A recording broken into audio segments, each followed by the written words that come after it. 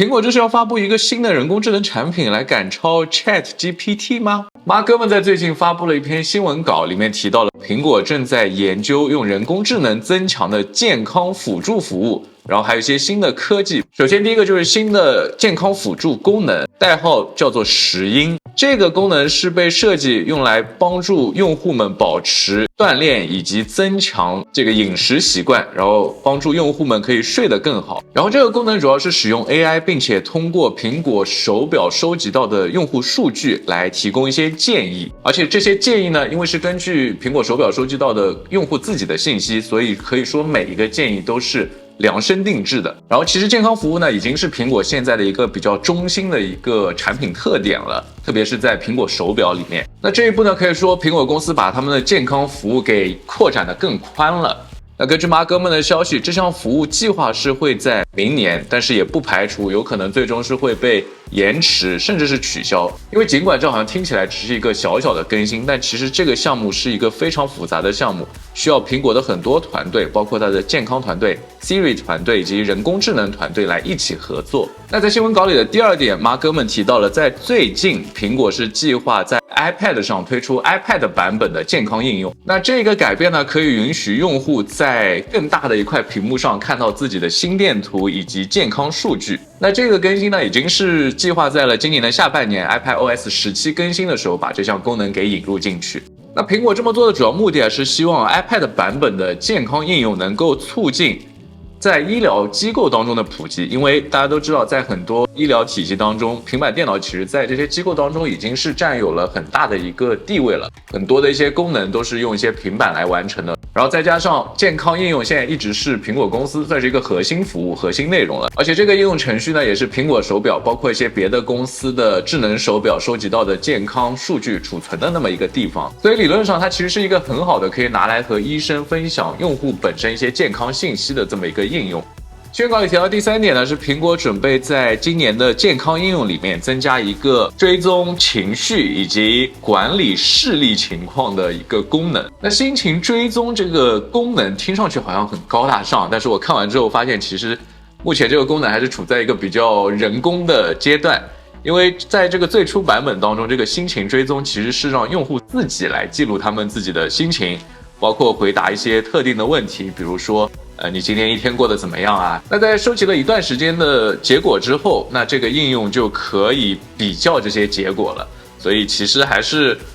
没有那么智能。但是在未来，苹果是希望可以 iPhone 能够使用算法判断用户的心情，通过用户讲话的语速和语气，也包括用户打字时候用的那些词语。而且这个不仅是在 iPhone 上，也包括别的设备上。我想只要是一个 iCloud 账户，它都可以收集你打字的这些用词和习惯吧，然后来反映出你一个心情的变化。那关于这个视力管理啊，我没有在文章当中看到过多的细节，但是我自己想的话，其实我完全想象不出来这个功能能够怎样实现，因为好像还没有在类似的产品设备当中看到这样的功能。但是既然它这个心情追踪管理是在比较人工的阶段，我相信可能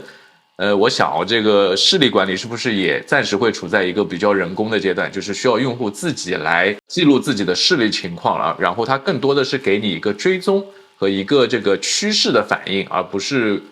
有多么高科技的可以通过看一眼手表或者是手机甚至 iPad 的那个健康应用就获得你的视力情况。那刚刚说到这些 iPad 的新应用，包括这个管理心情以及视力的这些新的工具，苹果呢是希望在今年6月份的 WWDC 可以发布。但是我刚刚一开始提到的第一条那个健康辅助功能，也就是一个其实实质的帮助性更大的这么一个功能，苹果并不会在今年宣布，我想应该是还没有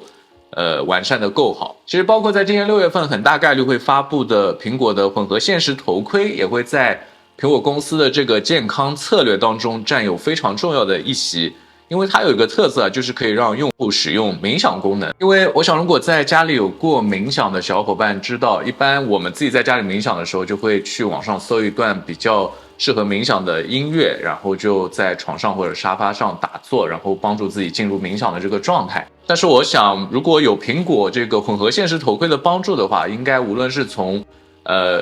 感官或者是各方面来说都能够更快、更好的帮助用户进入到这个冥想状态，所以还是一个很值得期待的功能。那其实苹果呢，算是在2014年的时候正式开启了它的这些健康的应用和功能。然后呢，现在这个健康的策略其实也变成了苹果公司的一整个核心了。而且在最近几年，苹果也是不断加入了，在苹果手表当中不断加入了一些新功能，比如说可以记录心电图，然后分析心房震颤，然后有摔倒检测，还有睡眠追踪等等这些健康应用。那这些功能反过来也帮助成为了苹果手表最大的卖点。那既然健康策略是苹果公司目前的核心，而苹果手表呢又是这个健康策略当中的头牌，所以苹果肯定也是在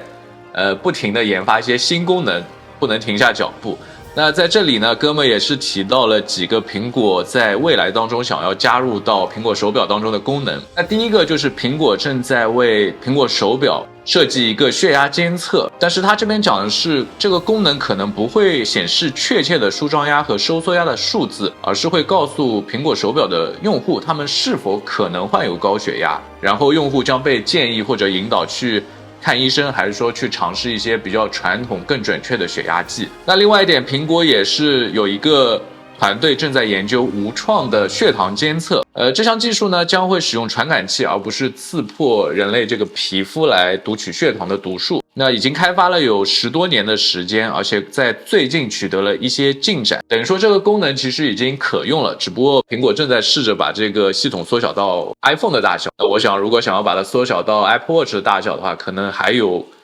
至少几年的时间需要等。那其实我在之前做的一个视频当中也提到，马哥们也是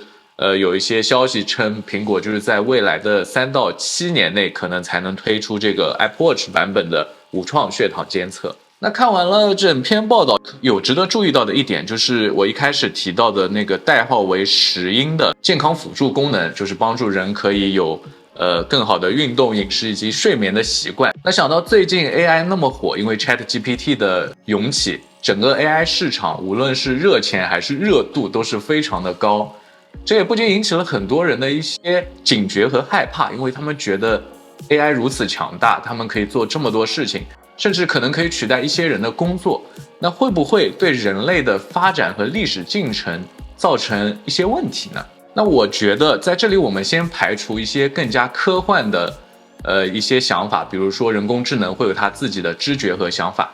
我知道在之前谷歌有个工程师是说谷歌开发的一个人工智能确实是有了自己的知觉，也因此丢了他工作。我们暂时先不讨论这一部分，我们先讨论更加确切的部分，就是 AI 本身到底会不会对人类带来一些影响。那我在这里其实和 AI 联系起来的是什么呢？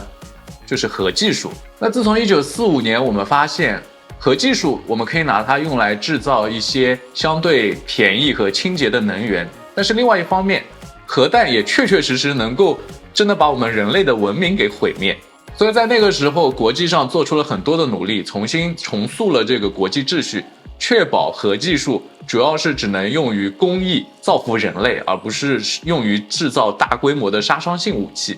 那现在对于 AI， 其实我们也是类似的情况，我们不得不面对另外一种大规模的杀伤性武器，只不过它摧毁的不是我们这个物理世界，而更多有可能是精神世界。因为就和核技术一样，它本身并没有好坏，而在于我们人类如何使用它。你可以选择拿它用来生产清洁的能源，也可以拿它用来破坏人类的文明。AI 技术也是一样，就拿苹果来说，如果苹果这个使用了大量用户数据训练出来的 AI， 在放到了健康辅助功能之后，它真的是给用户提供一些非常客观的健康饮食或者睡眠的建议。那对于佩戴这个智能手表，苹果智能手表的人来说，绝对是一件非常好的事情。但是从另外一方面来说，如果这个 AI 它并不是给出最客观的建议，而是给出的最有利于苹果利益的一些建议，比如它会引导客户去购买某些与苹果或者与苹果有利益纠结的公司的一些产品，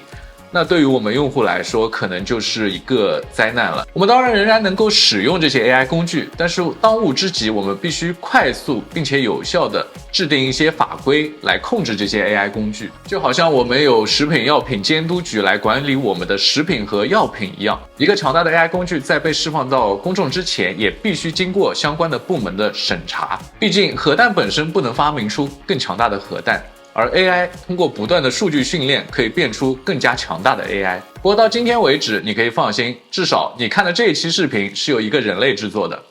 不是吗？